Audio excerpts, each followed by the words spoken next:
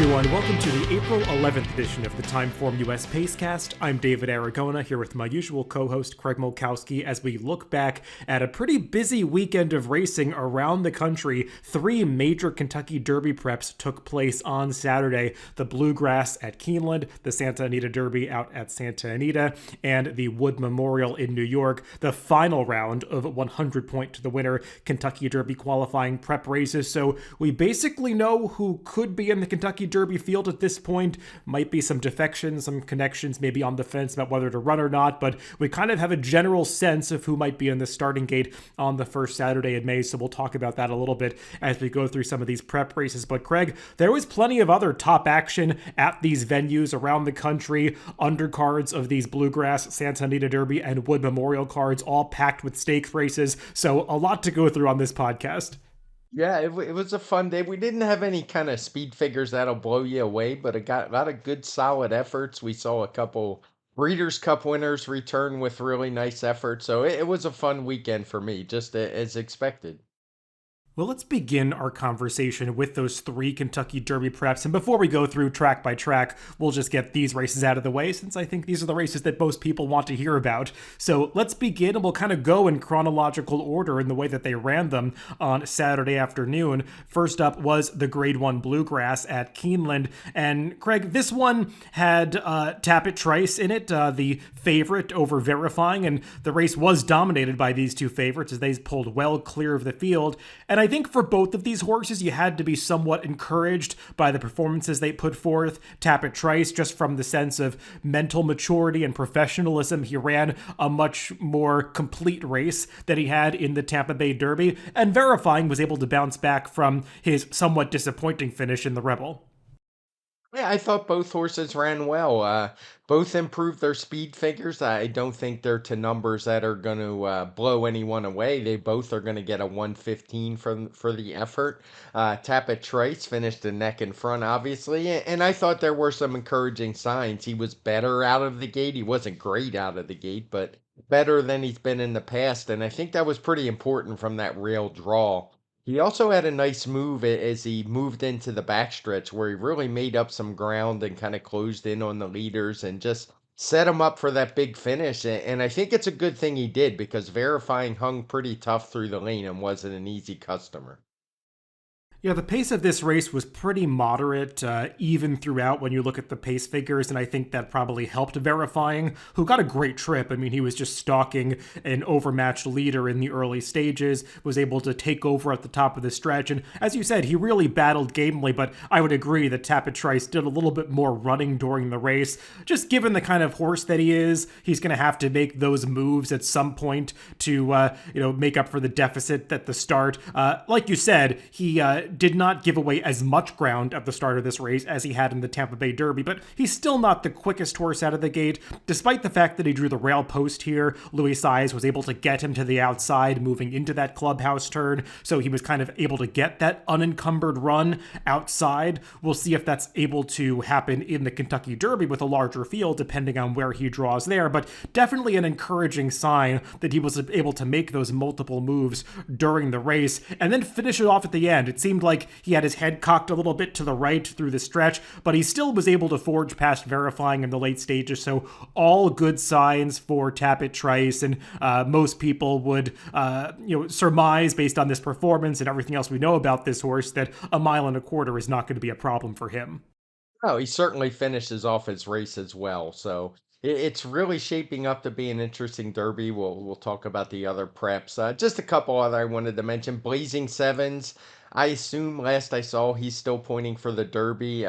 He was well beaten. The good sign is that he just you can put a line through that last race, which was a debacle. He just didn't show up and do any running. But he still hasn't gotten back to his 3-year-old numbers, so I'm not very high on him, despite the improved effort this time out. Yeah, kind of a weird situation with the way the points work out this year. The top five finishers in the Bluegrass all technically have the points to race in the Kentucky Derby. I would say only two of them really belong in that race. The top two finishers, Blazing Sevens, Sun Thunder, and Raise Kane. They all have 50 plus points and can get into the field, but arguably they maybe didn't achieve the kind of result that you'd be looking for in their final prep race to go into the Kentucky Derby with a strong chance. Sounds like the connections of Sun Thunder are a little bit on the fence with whether or not he's going to run, even though he got the points that he needed out of this race. And he's the one, Craig, Sun Thunder, of those that finished in behind the top two that I thought maybe didn't get an ideal trip. He kind of got shuffled back around the far turn in behind some tiring runners at about the 3/8 pole. Got clear in the stretch, but it was kind of too late. The top two finishers had drawn away at that point in the race. Still don't think he's really on terms with those horses, and his connections probably would be making the right decision if they decided to skip the Derby. But kind of that weird situation with the points where if you've run in multiple preps, you've given yourself a good chance of getting into that Derby starting gate. Yeah, I'm not sure how I feel about that with the possibility of a couple horses that ran second in these big preps getting left out. We'll see if that actually happens. There always seem to be some defections for whatever reason as we move on. But I do like the idea that you're rewarded for running more. That's something we need in horse racing. So I don't want to knock it too heavily because anything that helps horses gets horses in the gate more often would seem like a good thing to me for horse racing. One more note before we move on, Craig. I know you had mentioned on Twitter this was the only route race of the day at Keeneland. Any difficulties with making this speed figure? I know there was one dirt race right after this that we're going to talk about later that, some might say came up a little bit faster than you might expect. Was there any doubt in your mind about how to break up this day or do this speed figure? No, I have more doubts about the last race, and if that's true, that maybe the track sped up, that would make this race even slower. I'm pretty comfortable with the figure. There's always a little bit of hesitancy when it's the only one, but the sprint and route dynamic at Keeneland is pretty consistent. It was the same on opening day as it was for this race, so I don't feel too nervous about it. I think it's an accurate representation of what we saw.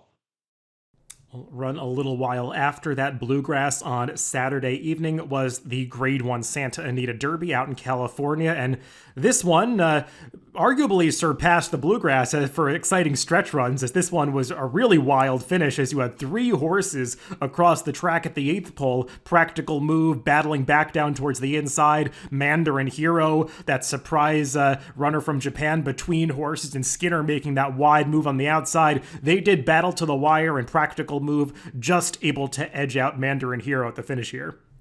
Yeah, I thought it was a good race from a speed figure perspective. It was the best of the preps we're going to talk about, as the top two both got 121s. Skinner, who was just a half length back in third, got a 120. So very strong race. This one just a more mid-sized field, and keep in mind that does probably help the speed figures. Both of the top two had basically inside trips all the way around. So something that's not likely in a race like the Kentucky Derby, but I don't want to take too much away from it. Practical Move had run that 119 last time out, backed it up here, and we saw a really big effort from the Japanese horse Mandarin Hero, who I think you could argue might have been the best in here without some of the trouble he encountered. Yeah, I mean, I think that's debatable. It was a Practical Move. He did make that initial move into a pace that was pretty honest.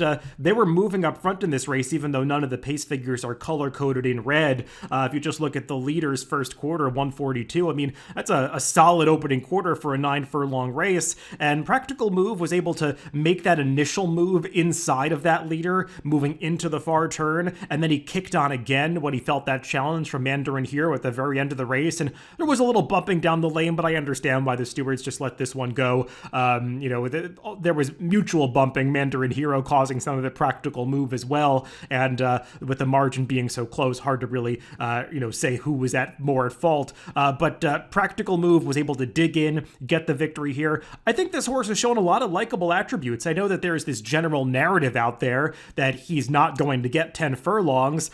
I don't put too much stock in pedigree at this stage of the game. I know he's by Practical Joke, but if these horses can get 9 furlongs, I'm generally not too worried about them getting 10 furlongs in the Derby. It's not that big of a difference, and there are so many other factors to consider at a race like the Kentucky Derby. If you get that trip for the first 9 furlongs, well, if you're in the mix in the final furlong of the Derby, you're doing pretty well. And Practical Move certainly has the kind of running style that suggests he can make his own good trip in just about any race, and that's definitely an attribute that you want to have in an event like the Kentucky Derby. And as for Mandarin Hero, he was gritty himself, battling between horses. There wasn't a whole lot of room for him to come through at the top of the stretch, and he kind of bowled his way into that spot and battled all the way to the line. Like you said, Craig, it would be a little odd if he were left out of the Kentucky Derby field, having lost a final round prep by inches, but he only, I think, is going to need 1 or 2 defections to get into the race, and it sounds like some connections of the horses ahead of him on the list are already on the fence about whether or not to run, so I'm kind of expecting Mandarin Hero to get into the race, and I think it just bolsters the standing of some of the other Japanese horses, particularly Derma Sotogake, who I see picking up a lot of steam after Mandarin Hero's performance over the weekend, and I get it, because if you look at the Japanese form, Derma Sotogake was just a horse with superior form and definitely coming off a fast and impressive win in Dubai. Yeah, and I mean the horse who beat Mandarin Hero last time, a horse named Hero Call, had finished fourth behind Sotogake, and yeah, it's just a Sotogake. I will have to get that right before the Derby. It's like the Fusaichi Pegasus from 20 years ago. I know the name. I got a little tongue tied there. But yeah, I think it's time. We've talked about it in other races. We talked about it a little with Dubai that the Japanese horses are the real deal, and this certainly lends credence to that argument because we haven't seen this kind of thing before. I remember a horse named Bold Arrangement came over for the Bluegrass before the Kentucky Derby, and he ran very well in the Kentucky Derby. I can't remember if he finished second or third, but I know he ran well, and Mandarin Hero kind of showed these horses that can compete, and he might be a trendsetter in that maybe we'll see some horses show up for the earlier preps before the Kentucky Derby in the future years, given his success. And just to get a little sidetracked here for a second on Derma Sotogake, Craig, I know you put out on Twitter last night that you finally feel comfortable about the timing of those races in Dubai, and you were able to sort of confirm that UAE Derby was a very fast race relative to the Dubai World Cup on the same card. And I know that I asked you that question about the TimeformUS Pace Projector, and it sounds like we will be able to place Derma Sotogake and Continuar in the Pace Projector when we do that for the Kentucky Derby. So I think a lot of fans and users of TimeformUS would be happy to hear that. Yeah, I'm definitely going to have them on the pace projector. I haven't done the work yet to see where they would be. I haven't compared it to last year's UAE Derby and the fractions and things like that. But we got plenty of time for that, a good 3 weeks. So I'll certainly dive in. And if we're lucky at all, it was very successful last year. Is I think I had the 2 Japanese horses first and third. They wound up dueling with each other first and second. And set up that pretty crazy pace. It'll be interesting to see this year because so far we've only talked about a couple of the preps, but I'm not sure how much speed there's going to be in the Kentucky Derby. But as I say, I'm probably getting ahead of myself here.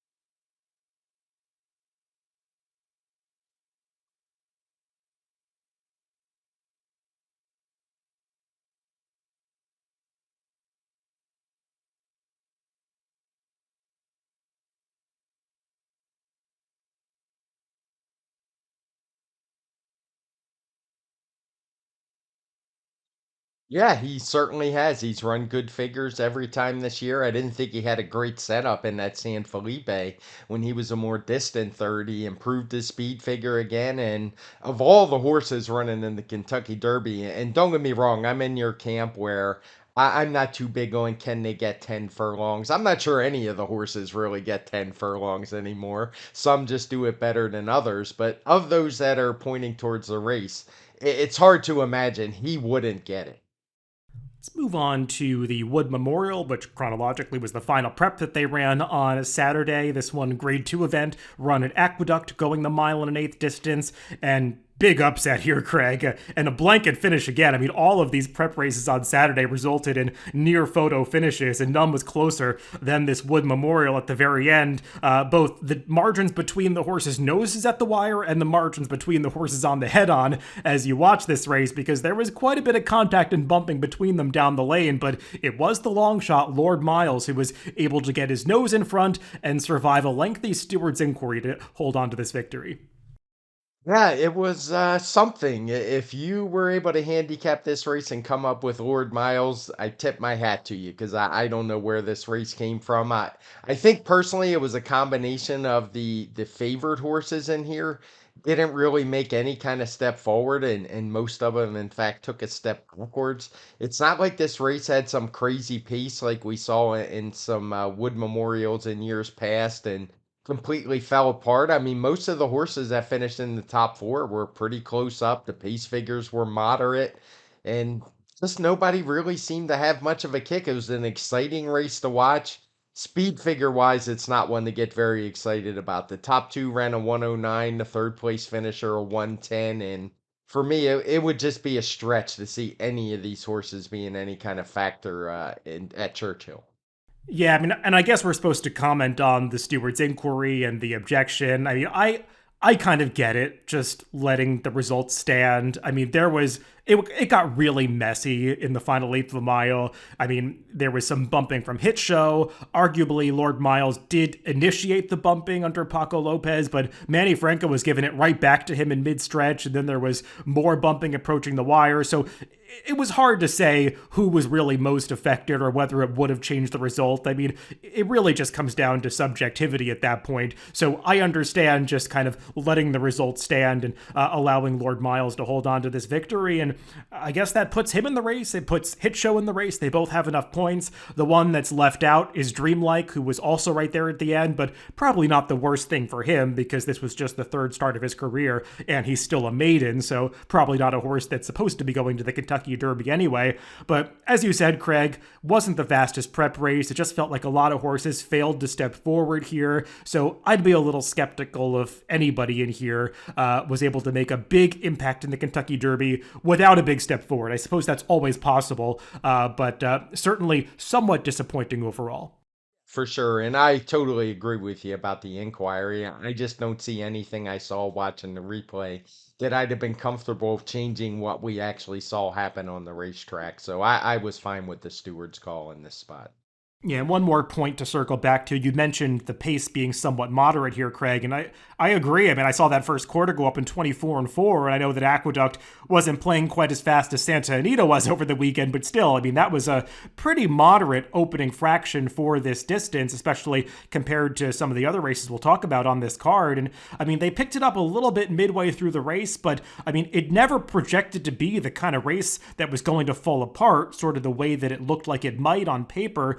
Seemed like some jockeys got a little bit tentative with that run to the first turn, given the large field. There was a real crush of horses as Lord Miles and Hit Show tried to cross over and save ground into that first turn. A horse like Slip Mahoney really took the worst of it. He got squeezed back pretty significantly between horses and actually didn't run that badly to be sixth. But I mean, a horse that I liked in the race, like Classic Catch, I mean, you could tell early on he was just way too far back to make any kind of impact at the end, and he was finishing best of all, but just it was a belated finish. The horses that were up close early were those that finished there. Let's move on to races that took place on the undercards of these three tracks this past weekend, Keeneland, Aqueduct, and Santa Anita. And we'll go first to Keeneland, where there was the most stake action outside of that bluegrass. And we'll begin with another Grade 1 event that they ran there on Friday, their opening day of the spring meet. And that was the Ashland, the major prep for the Kentucky Oaks. And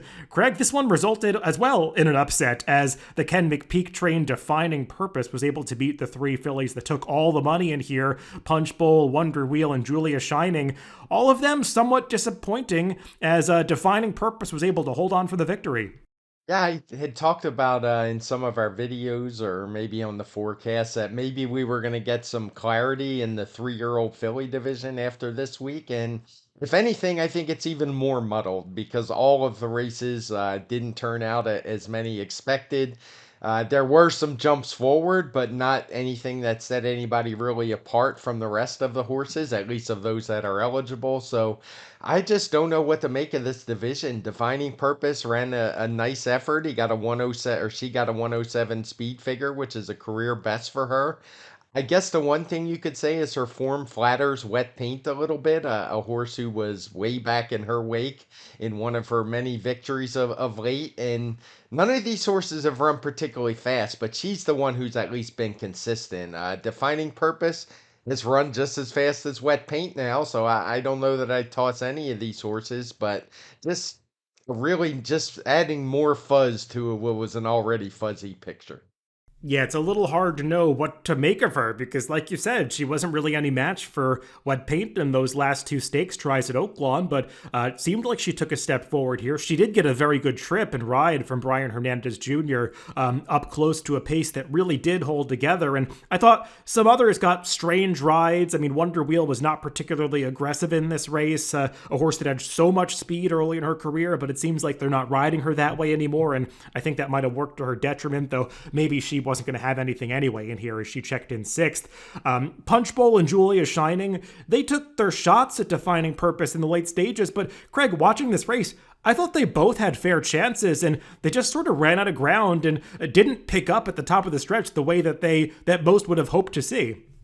No, I totally agree, and I'm not dismissing either of them because they ran decent speed figures. They checked in right behind at both with 106s, and that makes them competitive in this crop. And I thought they both ran okay, but it just seems like there's a whole bunch of horses who just keep running the same mid 100 type speed figures, and this was just three more of them in here. So it's going to be quite the handicapping puzzle come the first Friday in May this year with this field that we're going to get. I haven't even looked too far ahead to see who it is, but all of these horses seem pretty good. Just nobody really stands out. And Wonder Wheel's the real puzzle. I know neither of us were very excited about the Breeders' Cup Juvenile. It came back with a low speed figure.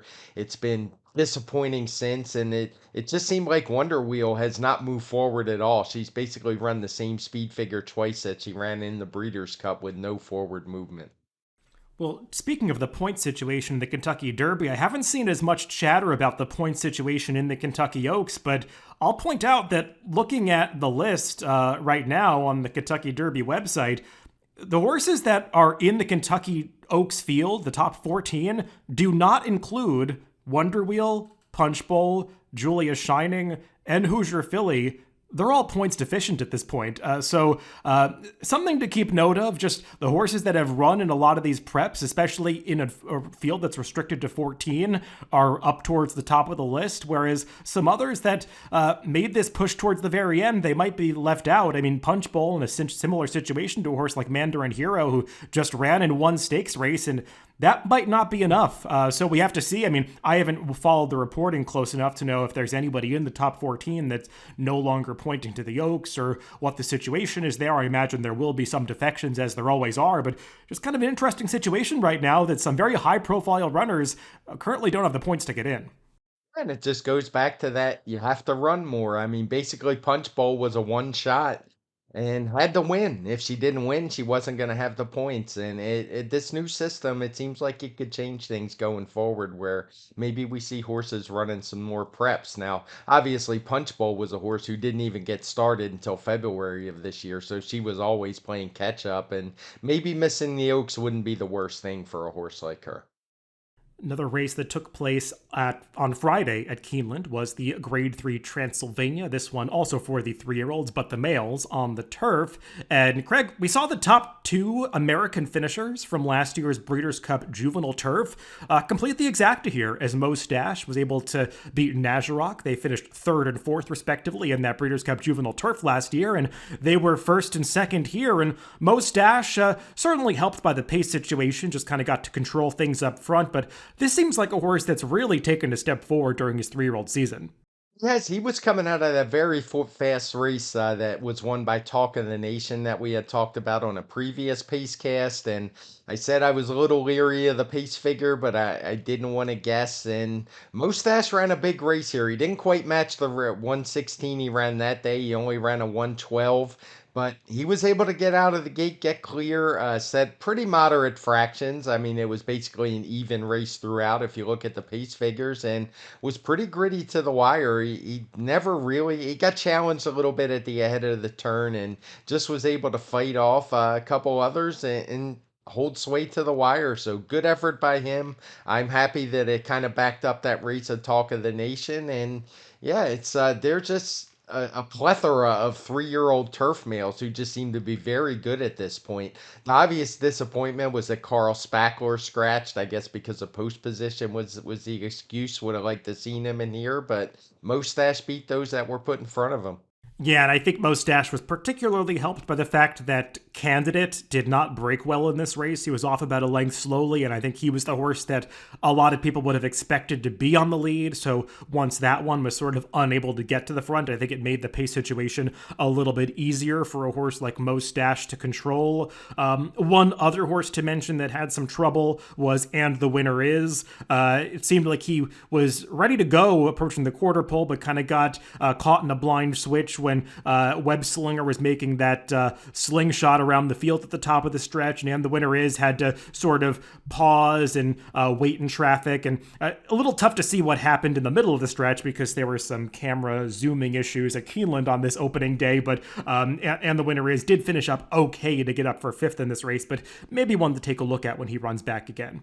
And I do want to mention we're going to talk about another mile and a 16th race that day, and there was quite a disparity of times, but I'll just in between the two times, I'll bring it up. For some reason, Keeneland's taken to running races with different run-ups at the same distance on the same day, which is never a lot of fun for a speed figure maker like me. But if people are wondering why the speed figures and the pace figures look different for races at the same distance, that is why. Let's move on to another stakes from that Friday card at Keeneland, the Lafayette. Again, for the 3-year-olds, this one a sprint on the dirt, though. And we saw a nice battle here between two speedy colts, Corona Bolt and Hejazi. They really threw it down at the top of the stretch, and Corona Bolt, the Brad Cox trainee, was able to turn away that California shipper for Bob Baffert. Hejazi to win this race at the very end. This was one, Craig, that justifiably got a big pace upgrade. This was a hot race. It was basically a match race once they hit the turn the rest of the way home. And Corona Bolt proved really game. He was a horse who was going to have to take a step forward speed figure wise to hang with Hijazi, and he did.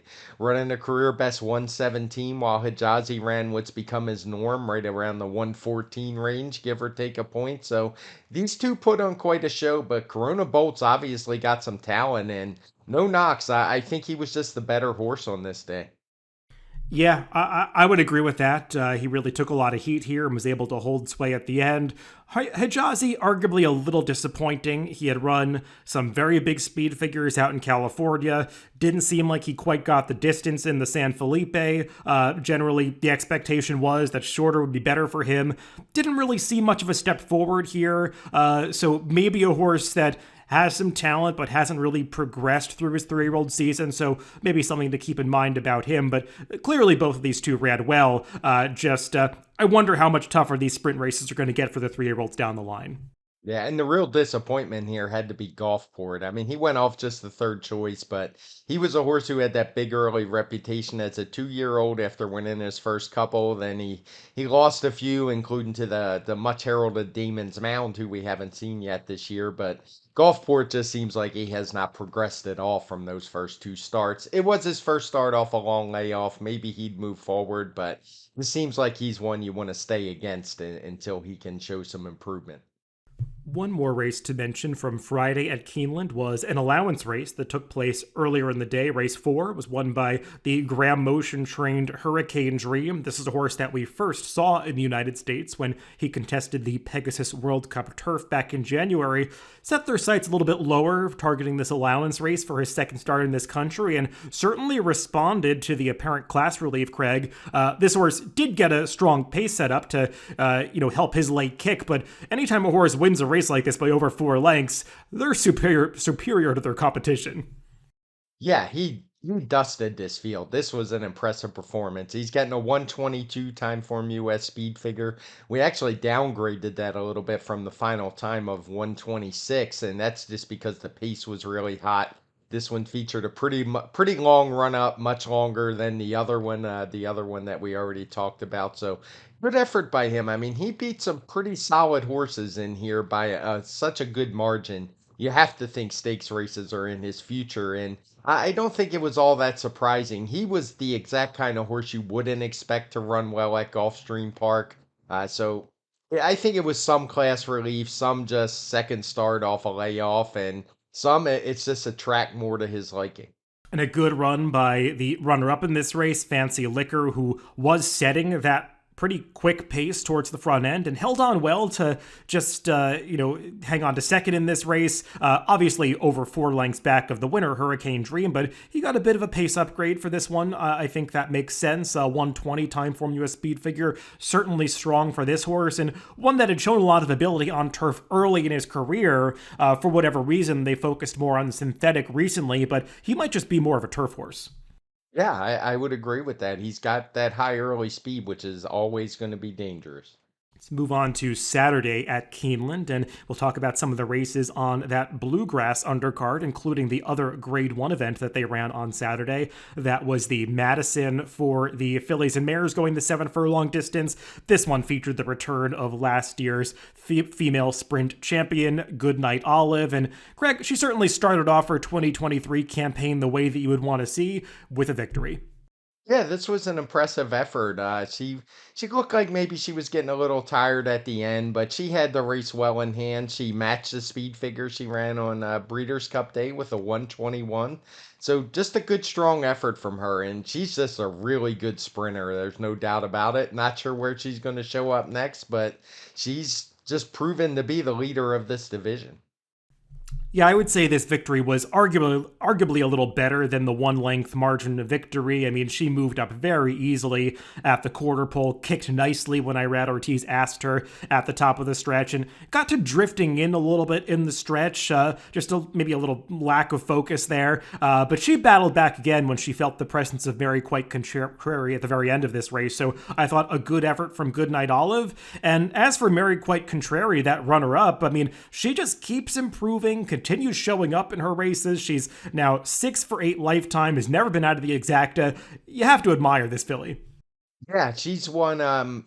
She took a big jump in the speed figures, but it's not really that surprising when you look at her PP. She's pretty much a deep closer who hasn't had a lot of pace to run into, and she just seems to time her move to get the job done. Now, she wasn't able to do that when she ran into somebody of the quality of Goodnight Olive, but she's going to be a force in this division, I think, particularly if she can get some pace to close into. Also on that Saturday card at Keeneland was the Grade 2 Shakertown, and we saw another Breeders' Cup winner come back and start off their 2023 campaign on a winning note, and that was Caravel, who again beat the males in the Shakertown, and this one a little bit closer. Craig, Caravel had to really fight for it, but her heart and willingness to win races certainly came through at the end. No coincidence that she's now 13 for 21 lifetime. She just has a nose for the wire and able to hand that long shot Bad Beat Brian a pretty tough loss. Yeah, he did have a bad beat, and I know he was a horse you had mentioned a few times when we were doing our shows as a long shot worth giving a look. And honestly, turning for home, I thought he had Caravel, and she showed her gameness, was able to just dig down. I still can't figure out looking at the PPs how she was able to clear the field and get a clear lead again, but that's just racing these days, it seems. She's the one who always shows up, runs her race, so good effort from her, and I guess at this point, it shows not that we thought the Breeders' Cup was a fluke, but she's clearly the leader of the turf sprint division, even as a female. Yeah, I mean, she got a very good trip once again, but as you said, she kind of makes her own good trips by braking so alertly and having that tactical speed. So another victory for Caravel. Bad Beat Brian obviously taking that big step forward, getting back on the turf, which we had kind of agreed in our previews and forecast last week was probably his preferred surface. So that was the key for him. He's certainly not going to be 40-1 again next time. And the one other horse I'd want to mention in this race, Craig, was the third place finisher, Arrest Me Red. He broke from that far outside 12 post position, and he was very wide throughout this race, 4 wide all the way around the far turn. As I kind of anticipated, Joel Rosario was not too aggressive with him, took him a little further back in the pack than he sometimes is accustomed to running, and he was finishing best of all at the end, and you could argue he actually ran the best race, just given the overall flow and the ground loss around the far turn. So I thought also a good effort from him off the layoff. Yeah, I thought he ran very well, and he's a horse who I've always thought would like the 6 and even 7. I mean, he's won at it before, so no surprise, but just seems like 5.5's a little short for him without a perfect trip, and the post was always going to be a problem. He definitely ran very well. I totally agree with you there. The other turf stakes on Saturday at Keeneland was the Grade 2 Appalachian for the 3-year-old fillies. This one going the 1 mile distance, the female counterpart of the Transylvania, run the prior day.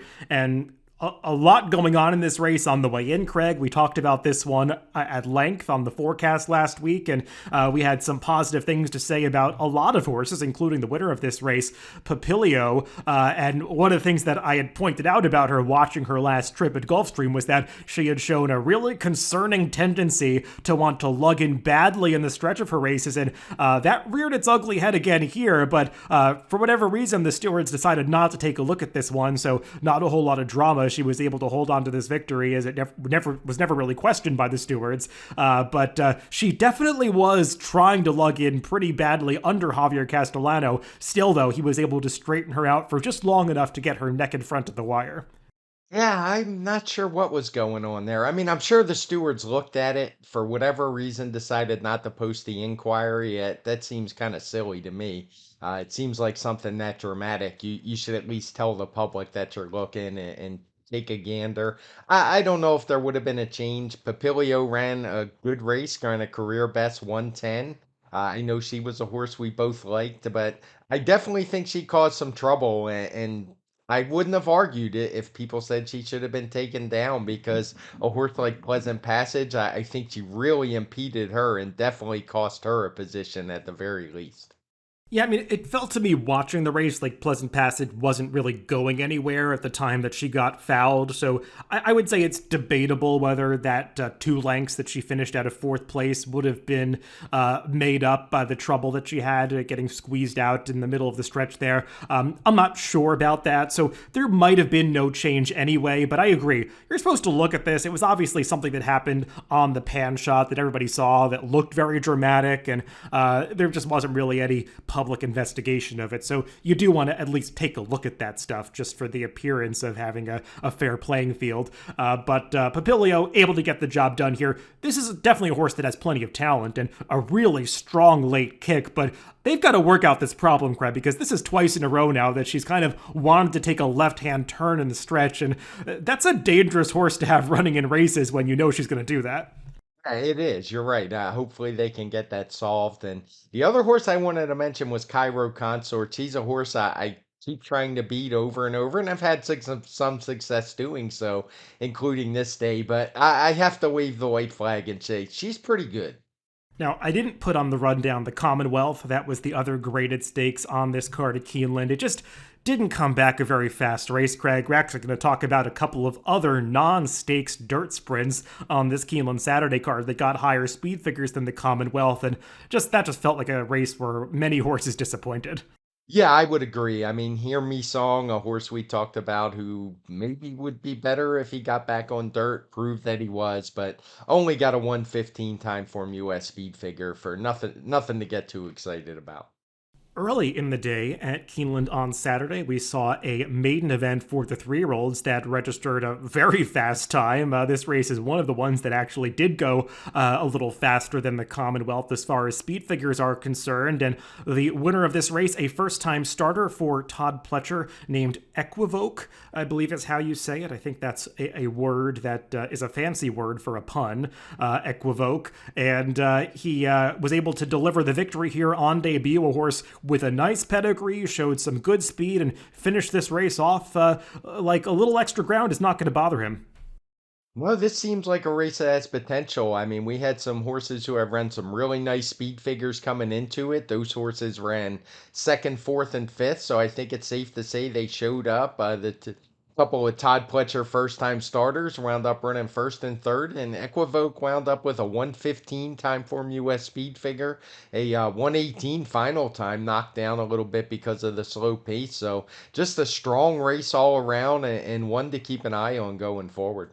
Yeah, it's a really interesting pedigree for this horse. He's by Good Magic, and his most high profile half sibling from this dam is a horse named Lemon Pop, who people might remember ran over in the Middle East. I forget if it was the Saudi Cup or the Dubai World Cup, but a horse that had won the Grade 1 February Stakes earlier in the year in Japan.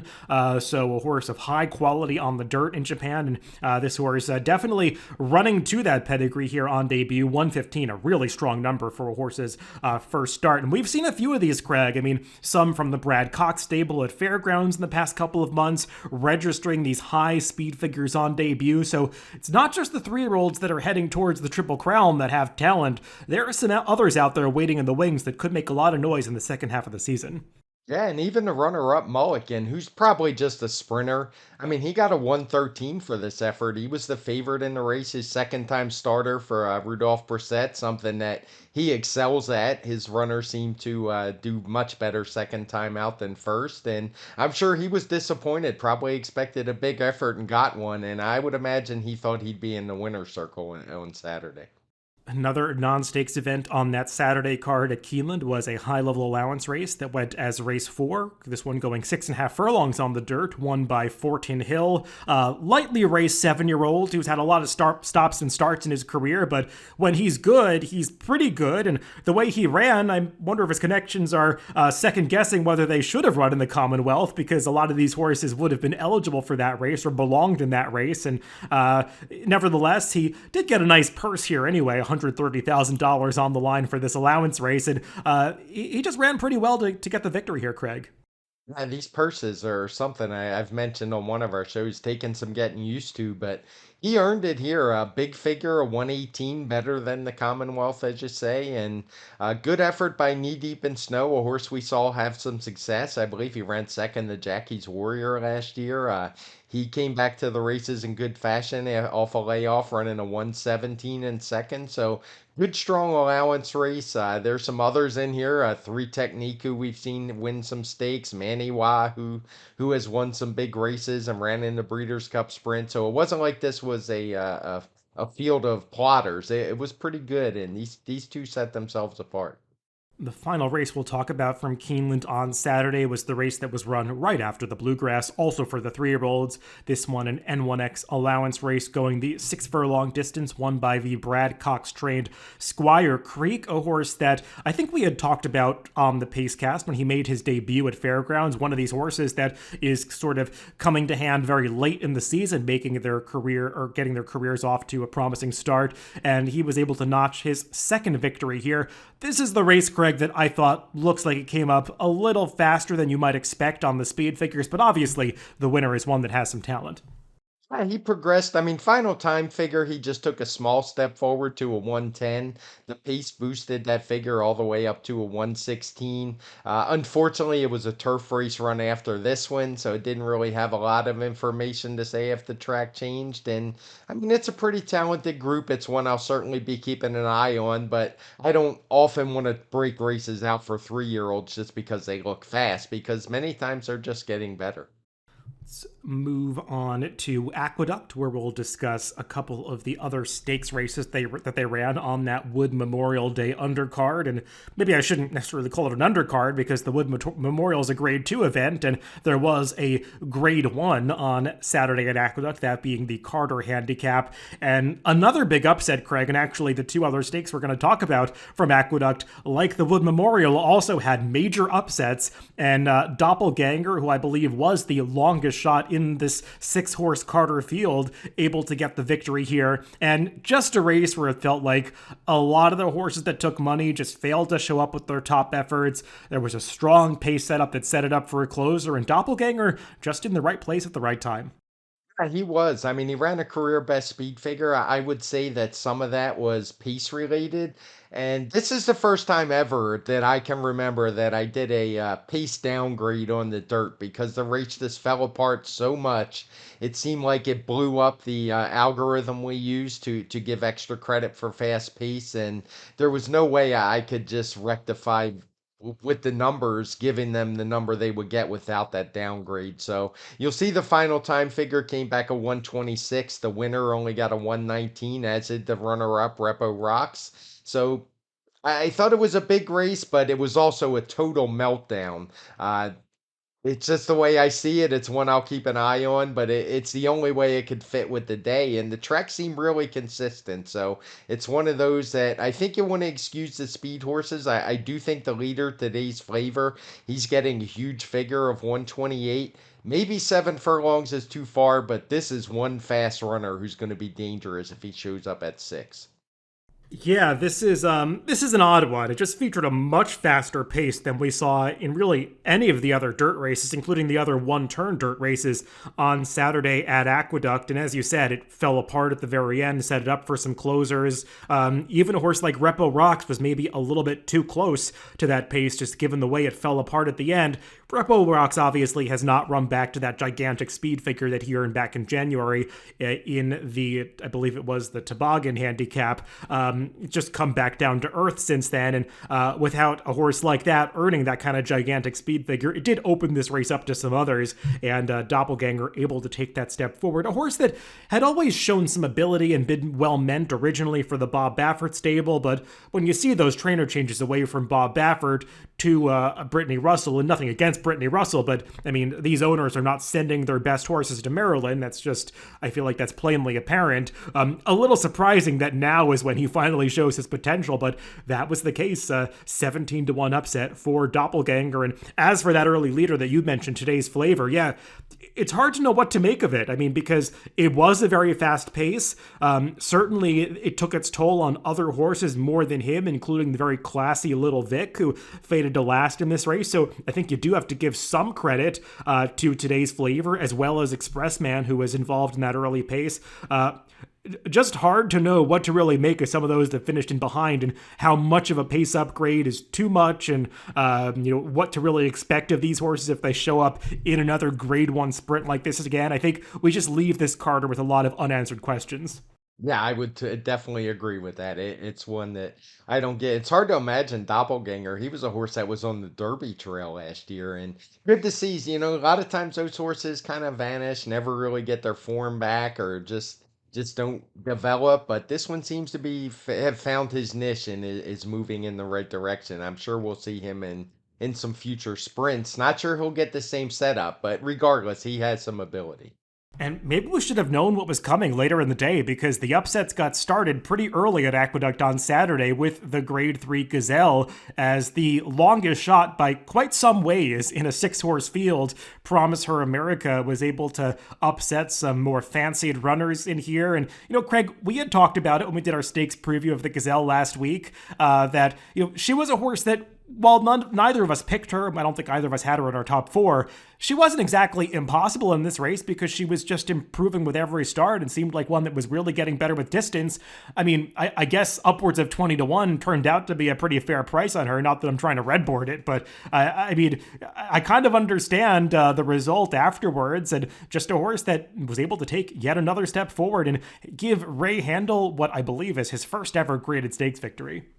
Yeah, she came in as the slowest horse in the field on speed figures, but it's not like it was a huge gap. I think the fastest speed figure was just the 102. She had run, I think it was a 89 or a 90. So, I mean, that sounds like a big gap, but when you're talking lately raced 3-year-olds, particularly one that's trying 2 turns for the first time, that seems like she should relish it.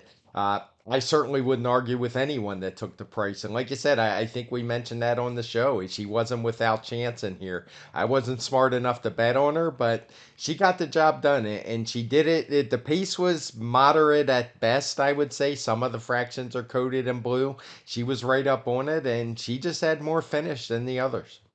Yeah, this is a race that you might want to compare to the Wood Memorial, even though they were run at different points in the day, same distance, and it didn't feel like the track really changed that much, if at all. And a race where they definitely slowed it down in the middle portions. As far as the Wood Memorial goes, they kind of sped it up in the middle portions of the race. But the final time, Craig, it didn't come up that much slower a race than the Wood, and that probably is a little bit of an indictment of the horses that ran to the Wood Memorial because, as you were getting at, these 3-year-old fillies just had not run particularly fast coming in here, and the one that looked the slowest on on paper was able to get the victory. But clearly, Promiser America moving forward at the right time. 103 TimeformUS speed figure. It's not going to make her any kind of short price in the Kentucky Oaks, but just given her upward trajectory, she certainly belongs in a race like that.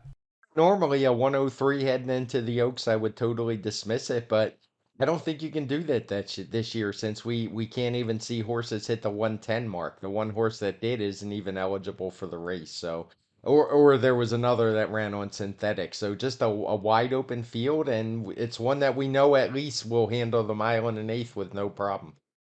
Well, let's head out west to Santa Anita and touch upon that horse that Craig was just alluding to. The Grade 2 Santa Anita Oaks was run pretty late in that Saturday card out in California, and it was won by the Bob Baffert trained Feza, who is now 5 for 5 in her career. And as Craig said, she earned a 110 TimeformUS speed figure here, which is faster than most or maybe all of the Kentucky Oaks preps that we've seen run on the dirt.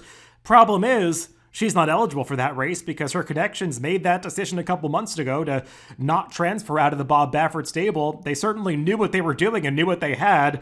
She just has not been pointed to the Kentucky Oaks at any point, and she will not be running on the first Friday in May.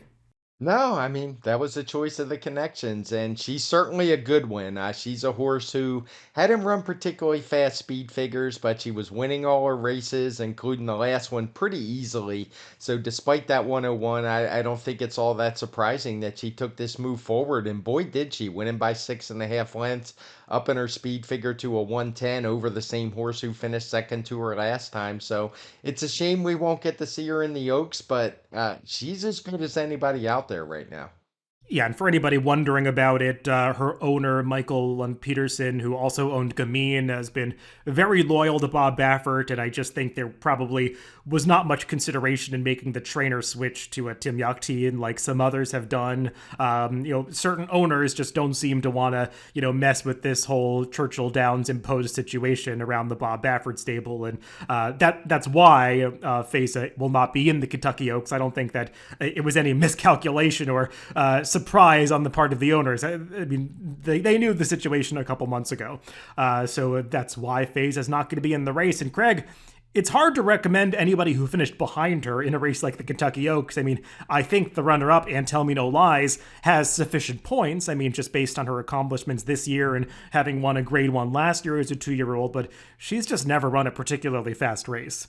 No, I wouldn't have her on any of my tickets, but it just shows how the new point system changes things. I mean, she would have got in anyway on the old point system, but with her second in a big race like this, but she's just racked up points because she runs a lot. Let's move on to some other stakes on that Saturday card at Santa Anita. Just before the Santa Anita Derby, they ran the Grade 2 Charles Whittingham going the 1.25 mile distance on the turf, and this turned out to be the final turf race they ran on Saturday as there was a spill at the quarter pole. I believe the horse came away without injury, but just a situation with the turf course. I believe that the explanation that's been put out is that it got overwatered and it was a little too slick, and a horse did slip and fall on the far turn. So you can't watch all of the replay of this race, but you can see the final portion of the stretch where Awfully Naughty was able to pull away from his rivals for trainer Michael McCarthy. Just a horse that's been slowly brought along, primarily competing in allowance and optional claiming races, but moved up into stakes company here and delivered one of the best efforts of his career. Yeah, it's one of those things we see happen in California quite a bit where horses just toil in the allowance ranks for a long time, and then the second they move in the stakes races are able to compete. And I just think it kind of confirms what we've said about the division there.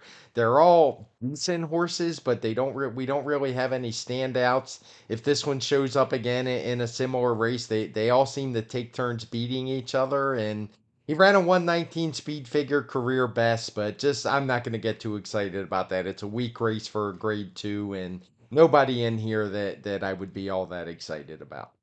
A funny naming coincidence when I'm looking through the charts of these two races, the Whittingham and the Santa Anita Derby being run back to back. The dams of the two winners have almost the exact same name, but they're different horses. Awfully Naughty is out of Acting Naughty, and Practical Move, who won the very next race, is out of Act Naughty. So just a little odd coincidence there with those back to back winners at Santa Anita. Let's talk about a couple of the dirt sprints that they ran for the 3-year-old California breds on this Saturday card at Santa Anita. The fillies participated in the Evening Jewel early in the day, and that was won by the undefeated 3-for-3 Ceiling Crusher, who absolutely crushed her competition in this race, winning by over 15 lengths with a pretty eye-catching speed figure. And Craig, I think there's an argument Ceiling Crusher might be the best 3-year-old filly that we saw anywhere this past weekend. Yeah, she was very good. She ran a 116 speed figure. They finally let her just go and run her race. She hadn't run overwhelming speed figures, but bettors had seen enough to make her 1-5, and she certainly justified that as she just crushed this field, as you said. And she was one of a couple of very good 3-year-old California bred sprinters that we saw this weekend. Seems to be a few of them out west, and she seems like with that kind of number, she could compete anywhere right now. Yeah, I don't know too much about this sire, Mr. Big, but I mean, as we talk about these races, I keep seeing his name popping up. He sires a lot of these California breds that do well under a variety of situations.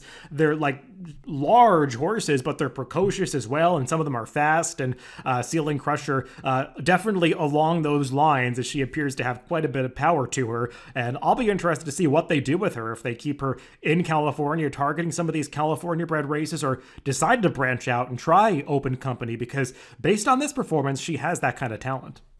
Yeah, Mr. Big was a Bob Baffert horse who broke his maiden fairly early, never tried stakes company, but somehow was able to make himself a sire and one that's having some success. So move on to the other stakes for the California bred 3-year-olds, the Echo Eddie, run a little bit later in the day. This one for the males. And again, some nice horses on display here, Craig, as we saw the top two finishers, Kangaroo Court and Bus Buzz, put on quite a show. These two had done battle in their prior start. The margin a little bit closer this time, but once again, Kangaroo Court able to come out on top. Yeah, I remember we talked about Buzz Buzz after his debut. It kind of came out of nowhere where he ran a 114 speed figure at pretty juicy odds first time out. And unfortunately for him, he's run into Kangaroo Court in his next two starts, a horse who's seems to be just a little bit better than him. But they're both very good. They're both running good speed figures. They got a 113 for this effort, and it was basically a match race all the way around. I mean, nobody was ever close to these two. Buzz Buzz opened up a lead. Kangaroo Court moved to him on the turn, heading into the stretch, and they just battled it all the way out to the wire. There was some contact at the end, but it was mostly initiated by Buzz Buzz. So it was a race where, had he been able to hang on, I think there's a really good chance he would have got DQ'd. Yeah, that's a good point. Definitely an exciting race to watch. A lot of close finishes and many stakes this past weekend, and this was yet another one of them. Not a close finish in the final race at Santa Anita on Saturday, Craig, where this was one of those races that was taken off the turf after that incident in the Whittingham earlier. So some decided to stay in this race, including the eventual winner and heavy favorite, Ancient Peace. But this is a horse that had run twice on turf for Graham Motion last year. This was her first start going out for the John Sadler stable, and they decided to keep her in this race on the dirt. And certainly seemed like she might have a future on the dirt, Craig. I mean, she opened up early, was never really asked for serious run at any point in this race, and just coasted into a six-length victory like she was out for a morning gallop. Yeah, what do you do with this horse? I mean, it's always tough to get a read on these off the turf races. The runner up was basically a turf horse, but there was some third form in behind, which made the speed figures pretty easy. The off the turf actually helped me make the speed figures for the Santa Anita Derby and the Yokes. It's one my assistant does, but I had put out what I thought the numbers would be, and we matched them exactly. So that's always a good sign. But Ancient Peace, just a really impressive effort. I hadn't seen it live when you sent it on the rundown. I had to go and watch, and it was even better than I was expecting. The 106 number she ran is obviously good, but the visual was even better because Not often do I say horses could have run faster, but she's one that I think could have run faster. Yeah, I mean, exactly. I mean, she was opening up on the far turn like she was on her way to some sort of secretariat like margin, and Flavian Pratt, like, just literally stood up in the irons and protected her for the final eighth of a mile. I mean, she was practically walking across the wire at the end of this race. I mean, he'd geared her down so much. So I agree. I mean, arguably could have run faster, almost assuredly. And I mean, she was a 3-year-old beating older horses here, gets a 106 TimeformUS speed figure. Kind of would have been interesting to see what she might have done in a race like the Santa Anita Oaks just one race prior. She arguably has a little more of a turf pedigree being by Warfront, but her dam, some people might remember Deceptive Vision, a Samson farm horse that was successful on both dirt and turf, ran on multiple surfaces. So this one definitely has some of that versatility, and I'll be interested to see what she does next. Let's talk about one more race from last weekend at Santa Anita, a turf sprint from the Sunday card, and this one was won by Noble Reflection, a horse that has really turned his career around since getting on the turf.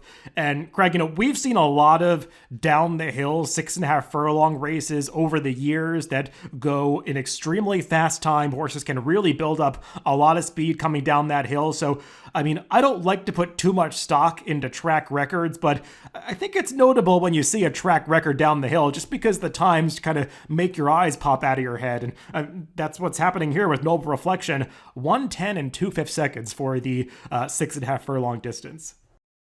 This was a race I didn't see live with it being Easter. We had a Thunder game to go to and then had dinner with the family. And when I got home from that, I kind of logged on Twitter and saw the bat symbol up for the timing thing because whenever people think there's a question that's questionable, they start tagging me, and that's fine. I appreciate it.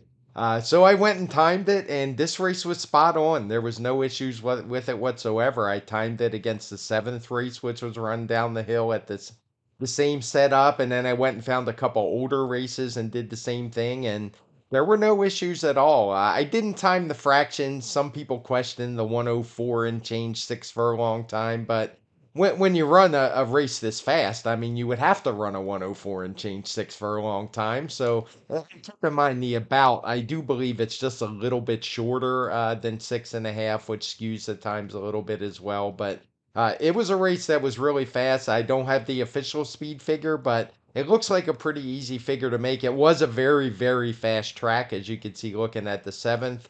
But I got the figure is going to be about a 120. So Noble Reflections, clearly a horse who likes turf sprinting because by far the two best efforts of his career have come doing just that in his last two starts. Yeah, it was a very fast track. Arguably a track that was too fast because they took later races off the turf. Again, concerned about that fart turn issue where jockeys were complaining that horses were slipping or the turf course was just a little bit too slick. There have been some issues at Santa Anita this past weekend with the turf racing, but clearly the circumstances conspired for this track record to be possible. And as Craig has said before, track records often about the conditions of the racetrack, not so much the horses that are achieving them, and that certainly seems like a valid point to make about Noble Reflection, who is a nice horse, but remains to be seen if he's the best turf sprinter in the country. He's got a lot to prove to get there, but obviously one that has really come to hand for trainer George Papapadromo. Was a big price when he got on the turf last time, winning at 37-1. Shorter price this time, but took a big step forward. So I'll be interested to see what he can do against Stakes Company, which is likely to come next time out. Well, Craig, that's all the racing to recap from this past week. There was quite a bit of it, but I think now we know a lot more about who's going to be in this Kentucky Derby field. We've got about 3.5 weeks to, dive into that Derby handicapping. I know neither you or I are too eager to sort of formulate opinions until we start to see some information about where the public opinion's going. Maybe not so much the training. I think others put more stock in that than we do, but just kind of see how this field is coming together, especially that pace situation. I'll be interested to see that TimeformUS Pace Projector when it does eventually come out. But it's just an exciting time of year to sort of have this buzz start to be generated. Yeah, I hope people don't mind we ran a little long today, but that's just the way it goes for races like this. I'm sure that won't happen in the next few weeks, but I'm with you. I don't get too serious handicapping the Derby just yet, but with the influx of at least a couple of Japanese runners coming, I think it's one that I'm digging into that part of it to at least try to get this pace projector hammered out. And I think it's a race where you're going to have an opinion on those horses because it looks like a stronger contingent coming from overseas this year than in years past. And don't get me wrong, in years past, we've had some horses take some money, but I don't think they've ever been a bigger threat than what they're going to be this year. 100%. Many intriguing angles heading on to the first Saturday in May. Well, everybody, that's it for the podcast this week. Remember, you can always catch these podcasts on DRF.com, Apple Podcasts, Spotify, and YouTube. Wherever you get your podcast, just make sure to subscribe to the Daily Racing Form channel. That's it for Craig and I for now, but we'll be back for that Timeform US forecast later in the week. Probably taking a look at Keeneland. We'll see how some of these other race cards come up, but I know a lot of horse players are focused on Keeneland at this time of year. So maybe we'll put something out about that a little bit later in the week. Everybody, thanks for tuning in. Make sure to catch that Timeform US forecast coming up on Friday.